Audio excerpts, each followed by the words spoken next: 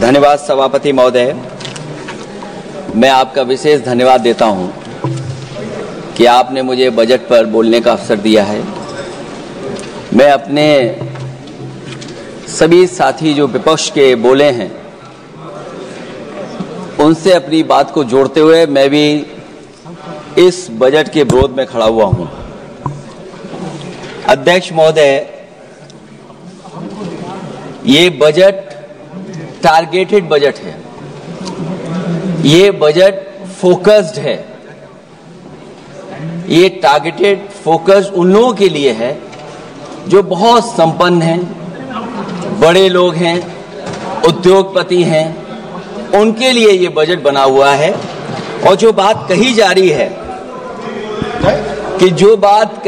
है कि भारत को विकसित राष्ट्र बनाने के लिए मुझे इसमें कोई रोड मैप नहीं दिखाई देता है। और रोड मैप इसलिए नहीं दिखाई देता अध्यक्ष महोदय कि जैसे ही बजट आया, सभापति महोदय, जैसे ही बजट आया हम लोगों ने वो तस्वीरें देखी हैं। वो जो तस्वीरों में दिख रहा है, हाथों में हथकड़ी और पैरों में बेड़ियां, क्या सभापति महोदय 10 बजट इस देश के लिए इसलिए बनाए गए थे कि जब 11वां बजट आएगा तो पूरा देश और पूरी दुनिया ये देखेगी कि भारत के लोग हथकड़ी लगा करके और बेड़ियों को लगा करके भारत लौटाए गए। सभापति महोदय, मैं आपके माध्यम से ये बात कहना चाहता हूं कि अमेरिका जा रहे हैं तो पिछली बार हीरा लेकर के गए थे, इस बार सोने की जंजीर ले जाइएगा। जंजीर देखकर शायद उन्हें कोई और जंजीर याद आ जाए। और हो सभापति महोदय,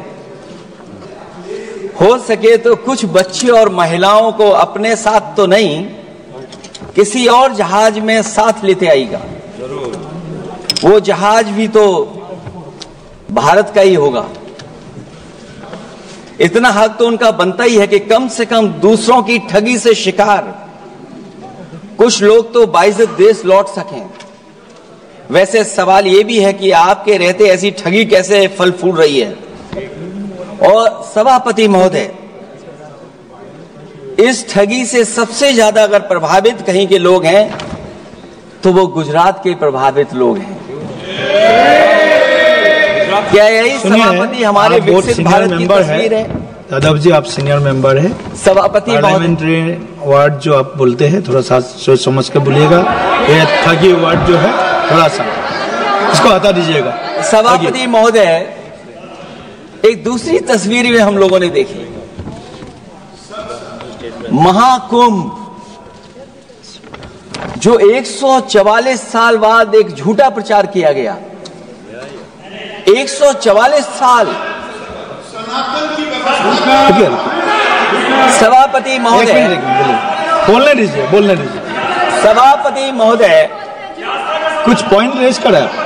सभापति महोदय, ये 1 मिनट रुकिए। 1 मिनट, जस्ट एस्ट्रोनॉम, 1 minute please. Honourable member please. Yadav ji 1 minute please, आप बैठिए। सभापति महोदय, यादव जी आप बैठिए 1 मिनट, आप बोलिए। संविधान का आर्टिकल 25, 26, 27 और 28 ये कहता है कि आप किसी भी रिलीजन के खिलाफ किसी प्रकार की बातें नहीं कर सकते। ये लोग एंटी हिंदू है, ठीक है, ये लोग एंटी हिंदू है, ठीक है, पूरे कांग्रेस के। I got the point, देख लेंगे सब, देख लेंगे इसको। I will see, please be seated, आप लोग बैठिए, हम देख लेंगे। सभापति महोदय, हम देख लेंगे, आप बैठिए प्लीज, आप बोलिए, हम देख लेंगे। गौरव जी बोला है ना, प्लीज आप लोग बैठिए, बोलने दीजिए, नेता को बोलने दीजिए, माननीय नेताजी को बोलने दीजिए। वो महाकुंभ की तस्वीर, क्या हो रहा है? ये भड़काना चाहते हैं। सभापति महोदय, ध्यान भड़काना चाहते हैं। 1 मिनट, कोई भी ऐसा वर्ड करके नहीं आए हो, कोई भी आस्था के विरोध में बोला, आपको कोई अधिकार नहीं बनता है, आप स्नान करके नहीं आए हो। आपने स्नान नहीं किया कुंभ में। बोल दिया मैंने, सभापति बोल दिया मैंने, बोल दिया प्लीज। आप हटा दिया जाएगा वो। सभापति महोदय, इन्होंने कुंभ में स्नान नहीं किया। आप इधर देखिए, शहर पर देखिए, उधर मत देखिए, शहर को संबोधन कीजिए। अगर फोटो आई होती तो मैं जैकेट वाली भी फोटो देख लेता। आपका कोई गलत फोटो दिखा है सभापति महोदय, ऐसा लग रहा है। विकसित भारत की जो दूसरी तस्वीर देखी जी, वो तस्वीर न केवल हम लोगों को दुख पहुंचाती है, बल्कि तमाम वो सनातन को स्वीकार करने वाले लोग, उनको दुख पहुंचाया होगा। सभापति महोदय, अगर लोग तकलीफ में रहे, परेशानी में रहे, और ये पहली बार हुआ होगा ऐसा कि लोग 300 किलोमीटर के जाम में फंस गए। न केवल एक मुख्यमंत्री सभापति महोदय, उन्हें दो मुख्यमंत्रियों को लगाना पड़ा कि कैसे जाम रुक जाए। सभापति, इसके साथ साथ इन्हीं के संगठन के लोगों को जब लगा कि वो व्यवस्था नहीं बना सकते, तो इतने दिनों बाद इनके संगठन के लोगों की अपील है कि भारतीय जनता पार्टी के कार्यकर्ता बाहर आए और लोगों को सुविधा दें, परेशानी दें। ये बात तब सभापति आई है जब लोग दुख, तकलीफ, परेशानी की वजह से इनके खिलाफ चिल्लाने लगे, इनके खिलाफ बोलने लगे। सभापति महोदय, मैं ये पूछना चाहता हूं, जिस स्नान के लिए प्रधानमंत्री गए हो, देश के राष्ट्रपति गए हो, उपराष्ट्रपति गए हो, मंत्री गए हो, क्या यही विकसित भारत की तस्वीर होगी जिसमें आप ट्रैफिक मैनेज नहीं कर पा रहे हैं? आप हर शहर में यह कहा गया कि कोई शहर से निकले नहीं, सबके सब वहीं पर रुक जाएं, आगे नहीं जा सकते, दर्शन नहीं कर सकते। अगर ये सच्चाई नहीं है सभापति महोदय, सब बॉर्डर सील हुए हैं, जितना भारत के लोग सब बॉर्डर सील हुए हैं, और फिर चांद पर पहुंचने का क्या फायदा जब जमीन की समस्याएं न दिखती हों आपको, जमीन की समस्याएं न दिखती हों। और सभापति महोदय, मैं सरकार से जानना चाहता हूं, वो ड्रोन कहां हैं? वो जो डिजिटल इंडिया की बात कही गई थी, वो कहां है? जो लोग अभी तक इस बात की डिजिट नहीं दे पा रहे हैं कि कितने लोगों की जान गई है, कितने लोग वहां पर खो गए हैं। सभापति महोदय, इधर विज्ञापन और कार्टूनों की बड़ी चर्चा हो रही थी। मुझे याद है कि एक दिन मैंने अखबार देखा, अंग्रेजी अखबार, और मैं समझता हूं ये माननीय सदस्य जितने लोग रहे होंगे उन्होंने वो अखबार जरूर देखा होगा, न्यूज़पेपर, और उसके फ्रंट पेज पर एक विज्ञापन था, और उस विज्ञापन की जो तस्वीर थी उसमें एक जानवर, मुझे पहचान में नहीं आ रहा, वो शायद गधा रहा होगा, वो जेल के अंदर है।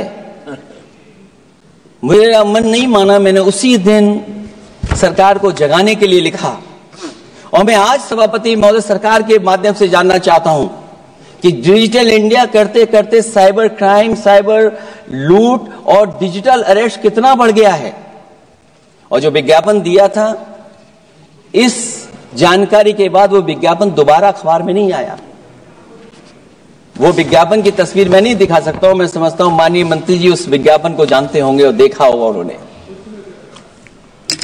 जो विज्ञापन दिया, जनता का भारतीय रिजर्व बैंक से यह सवाल है कि वो अपने ऐसे विज्ञापनों में किसको चित्रित कर रहे हैं और क्यों, और वो कहां से आया है? क्या यह कोई प्रतीकात्मक चित्रण है? यदि हां, तो वो जानवर किसका प्रतीक है?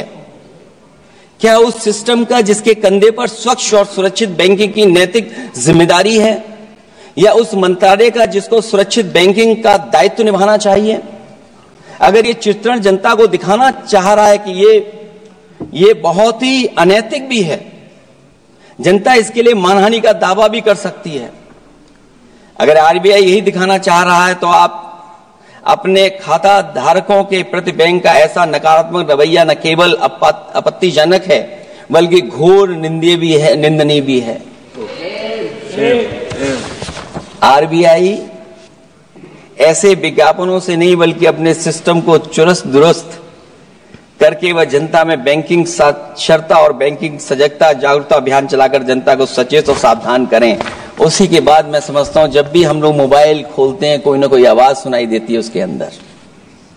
क्या सभापति महोदय डिजिटल अरेस्ट के माध्यम से लाखों लाख रुपया नहीं लूटा जा रहा है? आखिरकार उसके लिए जिम्मेदार कौन है? कौन जिम्मेदार है उसके लिए? जो बजट दिया है, जो बजट में बातें निकल करके आ रही हैं, बजट में पीडीए के उत्थान के लिए कुछ भी नहीं है सभापति महोदय। और जो लोग अपनी जीडीपी की न जाने कितनी कहानियां बताते थे, आज वो जीडीपी रेट क्यों कम होता चला जा रहा है? क्यों जीडीपी 6.4% के आसपास पहुंच गई है? न केवल जीडीपी बल्कि आज अगर हम 87 रुपए लेकर के ही $1 ले सकते हैं। कभी डॉलर को नीचे गिरने की कहानी कहीं किसी से जोड़ दी गई थी। आज सोचिए कितने रुपए हम इकट्ठे करते हैं तब जाकर के हमें $1 मिलता है। क्या सरकार के पास इसका कोई जवाब है? इस ग्रोथ रेट के कम होने का कारण जो सभापति महोदय मुझे समझ में आता है वो इन्वेस्टमेंट की कमी और कंजप्शन की कमी है। ये देश की आर्थिक विकास की स्थिति पर प्रश्न चिन्ह लगाता है। और यही नहीं, सभापति महोदय जो भेदभाव बढ़ता चला जा रहा है, जो खाई पैदा होती जा रही है, इन्हीं के आंकड़े बताते हैं कि खाई कितनी है। मुट्ठी भर लोगों के पास पूरे देश की संपदा पहुंच गई।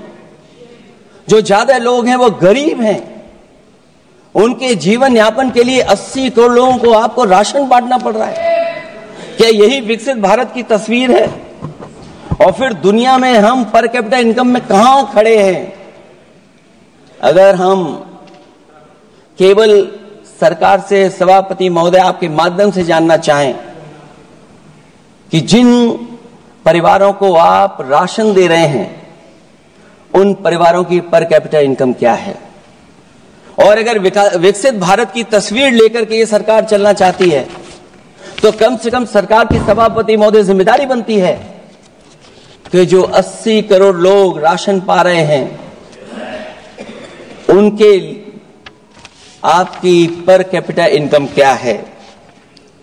एक बहुत प्रिय काम सरकार का है, इतना प्रिय है कि उसका नाम बदल करके इज्जत घर कर दिया गया। मुझे याद है कि एक छत्तीसगढ़ में बुजुर्ग मां जिसने बकरी बेच करके अपना शौचालय बनाया था, और बकरी बेचने के बाद शौचालय जब बनाया तो देश के प्रधानमंत्री जी ने उनका सम्मान किया। आखिरकार सवाल यह है कि बकरी उसे क्यों बेचनी पड़ गई? इसका मतलब यह है कि आपकी जो बनाई हुई स्कीम है वो जमीन पर नहीं पहुंच रही है, उसके लिए पर्याप्त पैसा नहीं पहुंच पा रहा है। आखिरकार पैसा क्यों नहीं पहुंचा, ये तो सरकार की जिम्मेदारी है। और फिर सभापति महोदय जो शौचालय बनाए हैं उनमें पानी किसी में नहीं पहुंचता, क्या यही विकसित भारत की तस्वीर बनेगी? वैसे तो सभापति महोदय हम लोग डबल इंजन बहुत सुनते थे,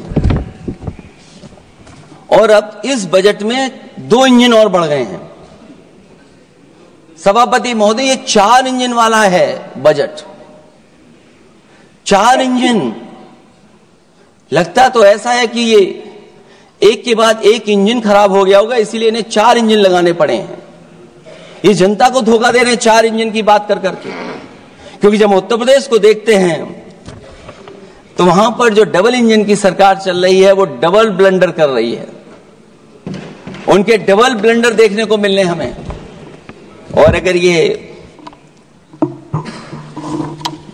4 इंजन की सरकार है, जो सबसे पहला इंजन है सभापति महोदय वो हमारे किसान और कृषि का है। 10 साल गुजरने के बाद भी और इतने बजट आने के बाद भी आज तक किसानों की आय दोगुनी नहीं हुई। या हमारे तमाम माननीय सदस्य समय समय पर अपने क्षेत्र की जो समस्या है फसल को लेकर के सवाल खड़ा करते हैं। कई किसान नेता आंदोलन कर रहे हैं, अभी भी आंदोलन चल रहा है। सभापति महोदय, इस सरकार के पास जो विकसित भारत का सपना दिखा रही है, अभी तक किसान की आय दोगुनी कैसे हो उसका कोई रोड मैप नहीं है इनके पास। अगर कोई रोड मैप रहा हो तो बता दें हमें। और फिर एमएसपी की कानूनी गारंटी, सभापति महोदय, हजारों किसानों की जान चली गई कि एमएसपी को कानूनी गारंटी मिले, लेकिन आज भी वो गारंटी नहीं मिल पा रही है। क्या यही हमारा विकसित भारत होगा जिसमें किसान को एमएसपी नहीं मिलेगी, उसकी कोई गारंटी नहीं है? जो किसान की आय दोगुनी का सपना ले रहे थे, उन्होंने स्वामीनाथन जी को भारत रत्न तो दे दिया, लेकिन उनके कही हुई बातों को अभी तक नहीं पहुंचा पा रहे हैं। जो फसलें दलहन तिलहन बढ़ावा देने के लिए जो मिशन की घोषणा की गई थी, वो क्या मिशन अभी पूरा हुआ है? क्योंकि अभी तक हम लोग तिलहन इंपोर्ट कर रहे हैं। दलहन तिलहन के बारे में पहले बजट से कहा जा रहा है, अध्यक्ष महोदय, आज भी हम लोगों को इंपोर्ट करना पड़ रहा है। और उसका परिणाम यह है कि हम अपने किसानों को जो लाभ देना चाहते हैं वो नहीं लाभ दे पा रहे हैं। प्रधानमंत्री धन धान कृषि योजना 100 पिछड़े जिलों के लिए घोषित हुई है, लेकिन इसके लिए कोई बजट नहीं दिया गया है। फल और सब्जी का उत्पादन को बढ़ावा देने के लिए भविष्य में योजना बनाई जाएगी। यही 4 इंजन की बजट है कि फल और सब्जी के लिए बाद में बजट बनाया जाएगा, बाद में बजट घोषित होगी, पॉलिसी क्या होगी वो बाद में तय होगा। कृषि क्षेत्र में रिसर्च और डेवलपमेंट के लिए अधिक धन की आवश्यकता है, शायद इस बजट में अध्यक्ष महोदय वो नहीं दिखाई दे रहा है। कृषि क्षेत्र में कार्यबल करीब 46% है, लेकिन जीडीपी में इसका योगदान केवल 18% है। किसानों की खराब आर्थिक स्थिति को दर्शाता है कि अभी हमारा किसान गरीब है। फसल बीमा योजना, मुझे याद है फसल बीमा योजना को लेकर के न जाने कितना प्रचार किया गया, लेकिन सच्चाई तो यह है कि जब क्लेम करने की बात आती है तो जो आंकड़े बताते हैं वो अभी भी 3% से ऊपर नहीं पहुंच पाए हैं। किसान के कर्ज के कारण किसान आत्महत्या कर रहा है। क्या विकसित भारत की यही तस्वीर होगी कि लाखों लाख किसान हमारा आत्महत्या कर ले? अब तो सुना है कि वो आंकड़े भी आना बंद हो गए हैं। हमें किसान के ऊपर कर्ज और कर्ज के ऊपर कर्ज नहीं बढ़ाना है। जिस तरीके से आप बड़े बड़े उद्योगपतियों का ध्यान रखते हैं कि उनका समय समय पर कर्ज माफ करते हैं, मुझे पूरा भरोसा है कि हमारे देश के किसानों का भी कर्ज माफ होना चाहिए, उनको कर्ज से मुक्ति दिलाना चाहिए। अगर क्लाइमेट चेंज की बात होगी तो सबसे पहले असर अगर किसी पे पड़ेगा तो सबसे पहले प्रभावित अगर कोई होगा तो हमारा किसान प्रभावित होगा। उसके लिए क्या आपके पास रोड मैप है? हमारे माननीय सदस्यों ने बहुतों ने कहा है जीएसटी को लेकर के न जाने क्या क्या सरकार बनाती है और जीएसटी से लगातार व्यापारियों को उलझा रही है। जब तक जीएसटी के बारे में व्यापारी समझ पाता है तब तक जीएसटी को बदल देते हैं, तरीका बदल देते हैं। अभी भी किसानों के जितने भी इक्विपमेंट हैं उनमें 18-12% जीएसटी लिया जा रहा है। कम से कम अगर विकसित भारत का सपना ये सरकार देख रही है तो सभी के सभी एग्रीकल्चर इक्विपमेंट जो हमारा किसान इस्तेमाल करता है उसमें 0 जीएसटी होनी चाहिए। मैन्युफैक्चरिंग सेक्टर को बढ़ावा देने के लिए और कई योजनाएं सरकार लाई है। भंडारण की सुविधा किसको मिल रही है? सभापति महोदय, भंडारण को लेकर के भी सरकार का कोई रोड मैप जरूर होना चाहिए। ये कैसी अर्थव्यवस्था है अध्यक्ष महोदय, जहां पर अर्थव्यवस्था को तो हम तीसरे नंबर पे पहुंचा रहे हैं, लेकिन नौकरी और रोजगार उसके पास नहीं है। ग्रोथ है, ग्रोथ बताना चाहते हैं, लेकिन रोजगार और नौकरी नहीं है। जो इनके मैन्युफैक्चरिंग के तमाम मिशन थे, नेशनल मैन्युफैक्चरिंग मिशन,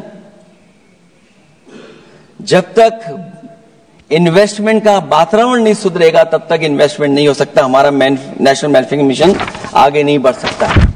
दूसरा इंजन इन्होंने बताया एमएसएमई, और एमएसएमई को लेकर के बहुत चिंता व्यक्त की। बजट भाषण में एमएसएमई सेक्टर को विकास का द्वितीय इंजन बताया गया, जो सही है, परंतु एमएसएमई के विकास के लिए बजट में कोई विशेष व्यवस्था नहीं की गई है। भारत में एमएसएमई के क्षेत्र में 11 करोड़ लोगों को रोजगार प्रदान 11 करोड़ लोगों को रोजगार प्रदान करता है, और इसमें सबसे ज्यादा रोजगार मिलता है जो कि हमारी माइक्रो यूनिट्स हैं, उनके लिए कोई योजना नहीं है। उनको विशेष मदद के लिए कोई प्रावधान न पहले किया गया न इस बजट में किया गया है। मैं केवल यूपी के बारे में कहना चाहता हूं कि यूपी में लगभग 96 लाख एमएसएमईज हैं, लेकिन केवल 14 लाख पंजीकृत हैं। पूरे देश में 6 करोड़ हैं। एमएसएमई के विपरीत केवल 1 करोड़ पंजीकृत हैं। अध्यक्ष महोदय, अगर 96 लाख एमएसएमईज हैं केवल यूपी में, 6 करोड़ पूरे देश में हैं, और पंजीकृत केवल 14 लाख और 1 करोड़ हैं, तो इसका मतलब यह है कि ज्यादातर एमएसएमई सेक्टर को सरकारी योजनाओं का कोई लाभ नहीं पहुंच पा रहा है। मुझे उम्मीद है कि एमएसएमई को लाभ पहुंचाने के लिए सरकार जागरूक होगी और अपनी डबल इंजन सरकारें जहां जहां चल रही हैं उनको जगाने का भी काम करेंगे। अध्यक्ष महोदय, एक समय ऐसा भी था जब लोग बजट के आने पर खुश होते थे, क्योंकि बजट नई उम्मीद जगाता था, देश और जनता को आगे की ओर ले जाता था। लेकिन भाजपा सरकार के बजट में न देश के विकास के लिए कुछ होता है, न जनता की तरक्की के लिए। बजट मायूसी लेकर नहीं आना चाहिए। बजट देश का आर्थिक मानचित्र होता है। वो दर्शाता है कि किस तरह पूरे देश का संतुलित, मतलब हर राज्य का बराबर विकास हो, और जो भी राज्य या क्षेत्र भौगोलिक, शैक्षिक, सामाजिक, राजनीतिक कारणों से पिछड़ गया है, उसके लिए कैसे प्रावधान किए जाएं जो वो भी मुख्य धारा से जुड़ सके। वर्तमान में बैलेंस डेवलपमेंट की नीति पिछड़ती जा रही है। मैंने कई मौकों पर कहा है और आज फिर दोहरा रहा हूं कि अध्यक्ष महोदय, सच्चा विकास वही होता है जो भेदभाव मिटाता है। अच्छा बजट किसी देश को हर दिशा में विकास का रास्ता तैयार करता है।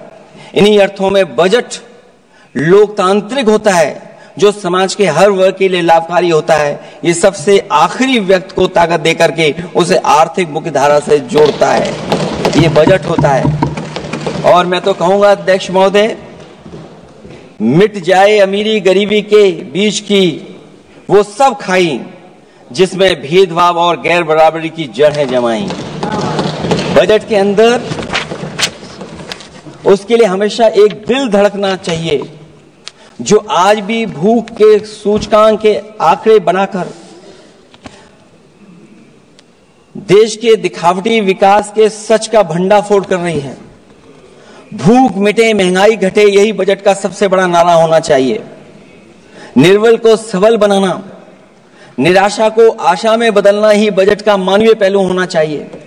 बजट का सबसे बड़ा सिद्धांत कमजोर के प्रति हमदर्दी होना चाहिए।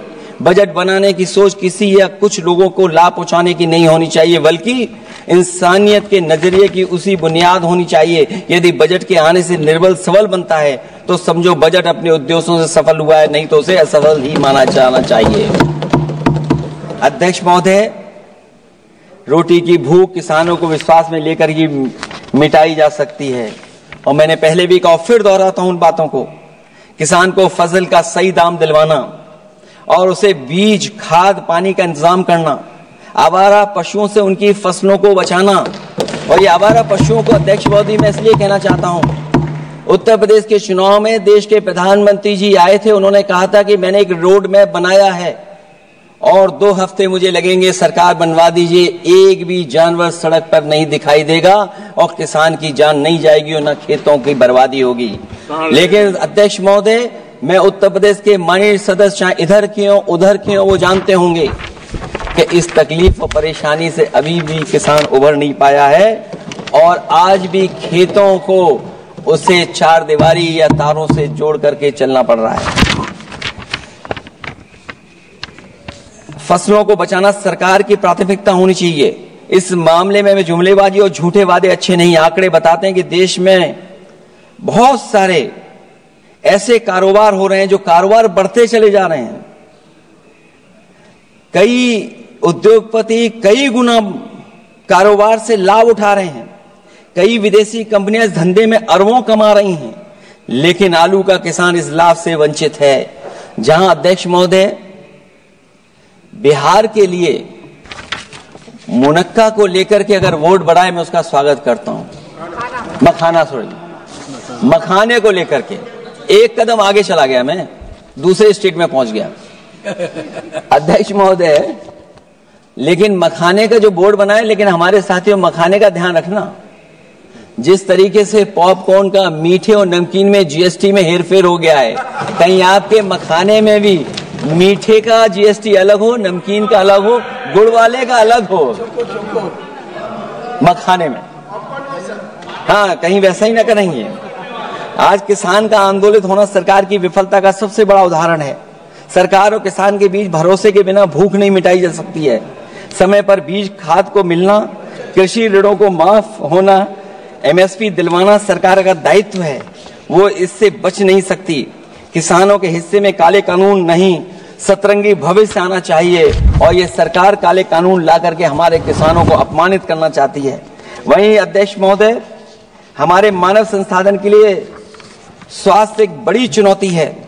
चिकित्सा स्वास्थ्य में सुधार होना बेहद जरूरी है। आज के समय की सबसे बड़ी जरूरत है कि हर शरीर को पोषक आहार मिल सके, कार्य की दशाएं अच्छी हों, वर्क लाइफ बैलेंस सही हो, जिससे मानसिक रूप से भी लोग स्वस्थ रहें। इसके अलावा पर्यावरण को भी अब स्वास्थ्य के बड़े कारक के रूप में लेना होगा। एनवायरमेंट को हेल्थ फैक्टर के रूप में देखना होगा। हर तरह के प्रदूषण को रोकना होगा, हरियाली बढ़ानी होगी। साथ ही एक बात और अहम है और वह है हर तरफ नकारात्मकता, नफरत का प्रचार। इससे इंसान के अंदर निगेटिविटी आती है, आपस का विश्वास और सौहार्द टूटता है। इसके परिणाम स्वरूप इमोशनल सपोर्ट सिस्टम फेल होने लगता है। फेक न्यूज लोगों को मानसिक रूप से धीरे धीरे बीमार बना रही है। इसे हर हाल में रोकना होगा। और अध्यक्ष महोदय, इसमें विपक्ष से ज्यादा सरकार की जिम्मेदारी है, क्योंकि कई मौकों पर हम लोग देखते हैं कि सरकार जितना अपने आप का प्रचार करना चाहती है, उससे ज्यादा दूसरों को कैसे बदनाम किया जाए उसके लिए प्रचार करती है। ये शायद सरकार की जिम्मेदारी बड़ी बनती है। इससे देश के मानव संसाधन में जो जानबूझ करके आपसी अविश्वास बढ़ाया जा रहा है और समाज में सौहार्द को भी जानबूझ करके घटाया जा रहा है, जिससे कुछ लोग अपनी सियासी रोटियां सेक सकें, इसके लिए सख्त कानून लाना चाहिए। अध्यक्ष महोदय, एक तरफ सरकार लोगों को सही इलाज नहीं दे पा रही है, दूसरे जीवन और स्वास्थ्य बीमा पर भी टैक्स लग रहा है। सरकार मुनाफा कमाने के लिए नहीं बनती है, बल्कि जनता के कल्याण के लिए बनती है। ये बात कुछ लोगों को याद रखनी चाहिए। अगर आप अध्यक्ष महोदय, अगर काम है भी तो सही दाम नहीं मिल रहा है, ये बात अगर एक पढ़े लिखे युवा के लिए सही है तो एक मजदूर के लिए भी दिन भर कमर तोड़ मेहनत तो करता है, लेकिन उतना पैसा मजदूरी में नहीं पाता है कि अपनों का अपना पेट भर सके। आज जबकि देश की अधिकांश आबादी युवा है, ऊर्जा से भरी हुई है, कुछ करना चाहती है, ऐसे में सरकार को सिर्फ ये करना है कि वो देश के कारोबारी वातावरण और व्यावसायिक व्यवस्था का निर्माण करे, लोगों के टैलेंट को पहचाने, उसकी सच में स्किल मैपिंग करे, जिससे युवा को प्रतिभाओं के अनुसार उसको काम रोजगार मिल सके, जिससे युवाओं को देश के निर्माण में अपना योगदान करने का मौका मिले। अध्यक्ष महोदय, जब से ये सरकार बनी है महंगाई बढ़ती चली जा रही है। महंगाई कहां पहुंच गई है सरकार को बेहतर पता है, आकलन है उनको। इसलिए अध्यक्ष महोदय, महंगाई एक ऐसी समस्या बनकर उभरी है जिसने हर कौर को भारी बना दिया है। जिस तरह सत्ता में बैठे हुए लोग राजनीतिक चंदे के नाम पर कंपनियों से उगाही कर रहे हैं, दरअसल वो भी दामों के बढ़ने का एक बहुत बड़ा कारण है। सरकार ने मुनाफाखोरी की लगाम खोल दी है और मुनाफाखोरों को छुट्टा बैल हो गए हैं। आजाद भारत के इतिहास में भी नोटबंदी और जीएसटी दो सबसे बड़े आर्थिक सुधार हैं, सुधार नहीं बल्कि सबसे बड़े आर्थिक विकार बनकर के उभरे हैं। और अध्यक्ष महोदय, मैं याद दिलाना चाहता हूं, नोटबंदी के समय पर बैंक की लाइन में एक मां लगी थी गर्भवती, जो बच्चा जन्म लिया उसका नाम हम लोगों ने खजांची रखा है। अब वो काफी बड़ा हो गया है, साइकिल भी चला लेता है। अध्यक्ष महोदय, मैं कहूंगा सरकार से कम उसको ही गोद ले लें आप। अध्यक्ष महोदय, मैं चाहूंगा कि आप उसको गोद ले लीजिए। नाम जब आप गोद ले लेंगे तो नाम भी आप अपने हिसाब से रख पाएंगे।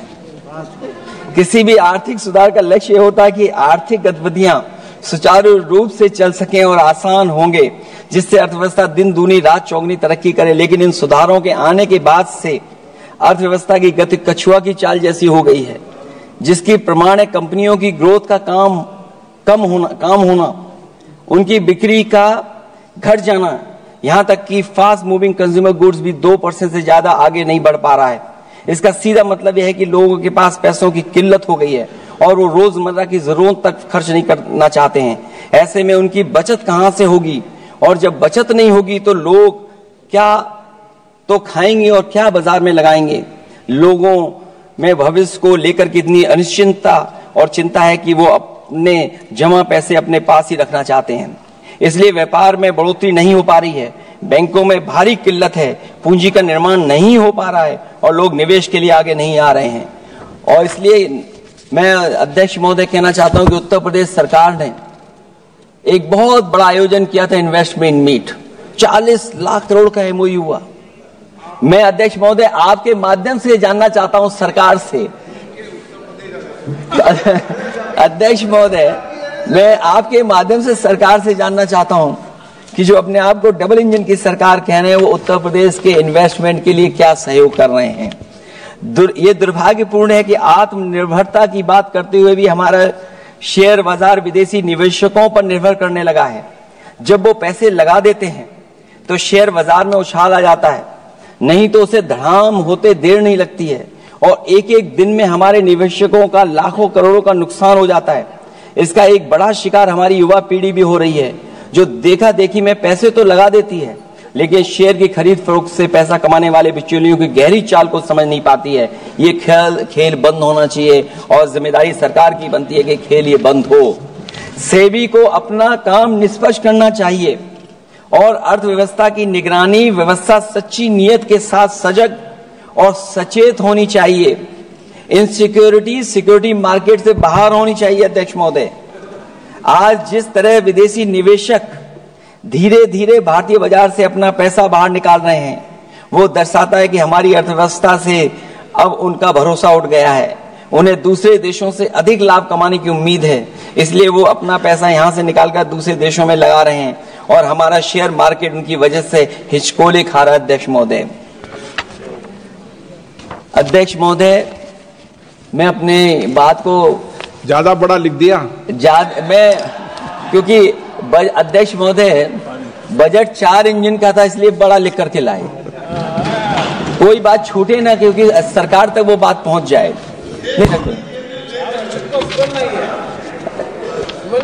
क्योंकि अध्यक्ष महोदय, अगर 11वां बजट हो 4 इंजन लगाने पर तो कहां विकसित भारत बन रहा है।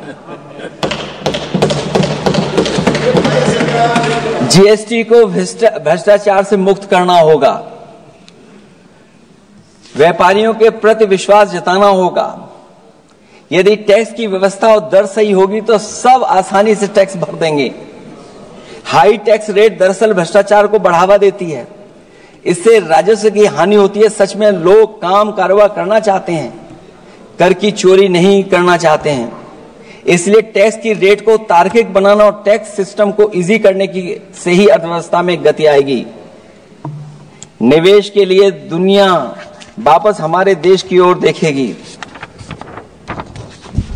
मैं अध्यक्ष महोदय अर्थव्यवस्था के संबंध में एक गंभीर मुद्दा मैं बताना चाहता हूं। एक बहुत गंभीर मामला है पलायन का। पलायन के मामले में एक बहुत बड़ा विरोधाभास हमारी अर्थव्यवस्था के लिए चुनौती बन रहा है। एक तरफ वो सबसे अमीर वो लोग जो अपनी पूंजी का निवेश करते हैं और दूसरी तरफ सबसे गरीब वो लोग हैं जिनके पास अपने श्रम निवेश करने के अलावा कोई दूसरा रास्ता नहीं है। ऐसे हजारों अरबपति बाहर के देशों में ज्यादा उम्मीद देखते हुए अपनी पूंजी लेकर देश छोड़कर जा रहे हैं। वहीं दूसरी तरफ जो सबसे गरीब लोग हैं वो राज्यों के असंतुलित विकास की वजह से अपने राज्यों से पलायन कर रहे हैं। ऐसे इस महा समस्या का सबसे बड़ा शिकार हमारा उत्तर प्रदेश है, जहां नौकरी और अवसरों की भारी कमी है, जहां विकास टीवी अखबारों होर्डिंग में तो दिखता है लेकिन जमीन पर नहीं।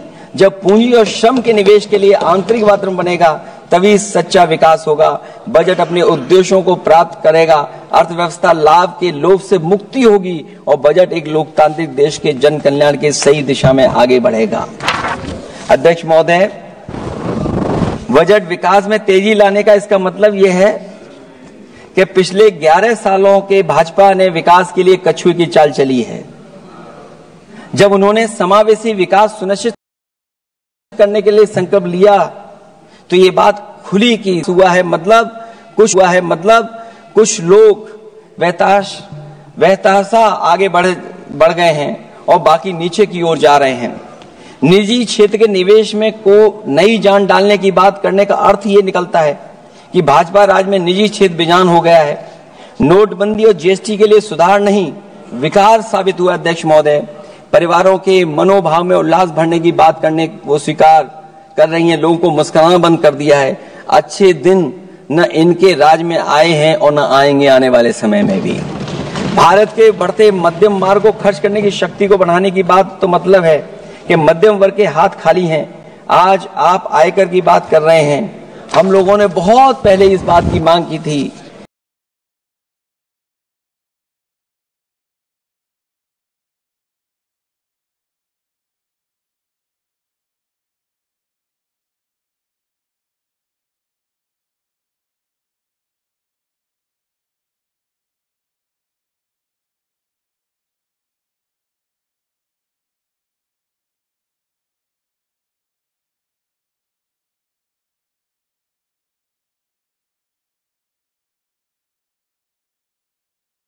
इसलिए कि 12 लाख के कम से कम उनको कर से वित्त मंत्री जी ने कहा कि हम सब मिलकर के अधिक संपन्नता लाने और विश्व में अपना स्थान बनाने और अपने राष्ट्र की अनंत क्षमता को बढ़ाने के लिए अपनी यात्रा कर रहे हैं। तो उनकी असली मतलब ये था कि वो बस चल रहे हैं। ये यात्रा निरर्थक है। अगर 11 साल बाद भी मंजिल का अता पता नहीं है तो ये यात्रा कौन सी है। अध्यक्ष महोदय, जब आपने कहा कि हमारे सामने प्रतिकूल भू राजनीतिक परिस्थितियां हैं तो अध्यक्ष महोदय ये बताए सरकार कि आपने उन्हीं प्रतिकूलों को क्यों होने दिया, प्रतिकूल परिस्थितियों को क्यों बनने दिया, हमारे संबंध पड़ोसियों से क्यों खराब हुए, हमारी सीमाएं क्यों असुरक्षित हुई, हम क्यों अपनी बात अंतर्राष्ट्रीय पटल पर रखने में कामयाब नहीं हुए हैं। जब आपने कहा कि हमारी अर्थव्यवस्था सभी प्रमुख वैश्विक अर्थव्यवस्थाओं के बीच सबसे तेजी से बढ़ने वाली अर्थव्यवस्था है तो आप ये क्यों भूल गए कि हमारा रुपया उनके शासनकाल में सबसे निचले स्तर पर पहुंच गया है। सबका विकास का आपका नारा सबका विनाश में कैसे बदल गया है, क्योंकि जब रुपया नीचे जाएगा तो विनाश का ही रास्ता खोलेगा। बड़े से लेकर छोटे उद्योग धंधे दुकानदारी सब चौपट क्यों हो गए हैं। मेक इन इंडिया, मुद्रा योजना, स्किल इंडिया, ये सब नाकामी की किताब के चैप्टर कैसे बन गए। वहां सवाल ये कि कैसे व्यापार कारोबार केवल कुछ लोगों के हाथ में ही सिमट गया और बाकी सबका काम धाम क्यों मिट गया। अध्यक्ष महोदय, हम भी मानते हैं कि कोई देश केवल उसकी मिट्टी से नहीं है बल्कि देश उसके लोगों से है, लेकिन आप लोग ये बात सिर्फ कहते हैं, करते नहीं हैं। जनता आपके लिए बस नारे का विषय है। आप कहती हैं कि हमारे लिए विकसित भारत में शामिल हैं गरीबी से मुक्ति, 100% अच्छे स्तर की स्कूली शिक्षा, बेहतरीन सस्ती और सर्वसुलभ स्वास्थ्य सेवाओं तक पहुंच, 100% कुशल कामगार के साथ सार्थक रोजगार, आर्थिक गतिविधियों से 70% महिलाएं और देश को food basket of the world बनाने वाले किसान, अगर ये आपका लक्ष्य है, पर क्या आपके राज्य में अमीरी गरीबी की खाई नहीं बढ़ी? भूख के इंडेक्स में हम कहां जा पहुंचे हैं? स्कूली शिक्षा का बजट कम नहीं हुआ, स्वास्थ्य सेवाएं महंगी नहीं हुई, यहां तक कि अपने स्वास्थ्य बीमा पर भी टैक्स लगा दिया है। आपने योग्य लोगों को बेरोजगारी के अंधेरे में धकेला और आपके बड़े बड़े नेताओं ने तो यहां तक कह दिया कि कमी नौकरी की नहीं है, योग्यता की है। अपनी युवा पीढ़ी को हताश निराश करने का पाप आप लोगों ने किया है। कुशल कारीगर के नाम पर आपने युवाओं को डिलीवरी पर्सन बनाकर छोड़ दिया है। आपके राज्य में महिलाओं के खिलाफ अपराध के आंकड़े बढ़े हैं। ऐसे असुरक्षित माहौल में आप कैसे आर्थिक गतिविधियों में उनकी भागीदारी की बात कर सकते हैं? आपके मंत्रिमंडल में ही कितनी भागीदारी है, ये आपसे अच्छा और कौन जानता होगा। रही बात food basket of the world बनाने की बात, तो पहले आपसे आग्रह की आप अपने लोगों की थाली भर दीजिए। ऐसे हवाई जुमले उछालिए, कम उछालिए। इनमें अध्यक्ष महोदय, मैं अपनी बात को खत्म करता हुआ इतना ही कहना चाहता हूं कि इस बजट में जिन 6 क्षेत्रों में परिवर्तनकारी सुधार की बात कही गई है, उनमें से कराधान अब तक सफल नहीं होगा जब तक उसे सरल, पारदर्शी और ईमानदार नहीं बनाया जाएगा। जब तक विद्युत क्षेत्र को निजी हाथों में सौंपकर मनमानी वसूली से रोका नहीं जाएगा। शहरी विकास के नाम पर जब तक जमीनों कुछ धनवानों के हाथों में कौड़ियों के दाम बेचने का खेल खत्म नहीं किया जाएगा। खनन के नाम पर जब तक जल, जंगल, जमीन पर आदिवासी पारंपरिक अधिकार की हकमारी की हेराफेरी रोकी नहीं जाएगी, और जब तक वित्तीय क्षेत्र और विनियामक सुधार की निष्पक्ष कोशिश नहीं की जाएगी। अंत में मैं अध्यक्ष महोदय इतना ही कहना चाहूंगा कि असली तरक्की है वही जो हर फर्क मिटाती है। असली तरक्की है वही जो हर फर्क मिटाती है, जो हर तरफ खुशहाली के गुलशन खिलाती है। इन्हीं शब्दों के साथ अध्यक्ष महोदय मैं धन्यवाद देना चाहता हूं। मैं इस बजट का विरोध करता हूं।